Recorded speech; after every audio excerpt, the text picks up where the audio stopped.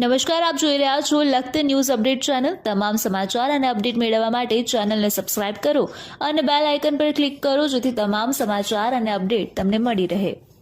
જૂનાગઢ જિલ્લાના માંગરોળ તાલુકાના દરિયા કિનારા ઉપરથી શંકાસ્પદ હાલતમાં કબૂતર મળી આવ્યું હતું। પોલીસ દ્વારા તપાસમાં આ કબૂતર રીસનું હોવાનું તારણ કાઢવામાં આવ્યું હતું। માંગરોળ શહેરના દરિયા કિનારે ગઈકાલે માછીમારો માછીમારી કરવા માટે થઈ દરિયા કિનારે ગયા હતા ત્યારે તેમની નજરે શંકાસ્પદ હાલતમાં પગે નંબર લગાડેલી હાલતમાં કબૂતર ચડ્યું હતું। આથી તેમના દ્વારા કબૂતરને મહામહેનતે પકડવામાં આવ્યું હતું। કબૂતરના બંને પગમાં નંબર સાથે એના ટેગ જોવા મળ્યા હતા તેમજ કબૂતરની પાંખમાં શંકાસ્પદ લખાણ જોવા મળતા માછીમારો કબૂતર લઈ માંગરોળ મરીન પોલીસમાં પહોંચ્યા હતા।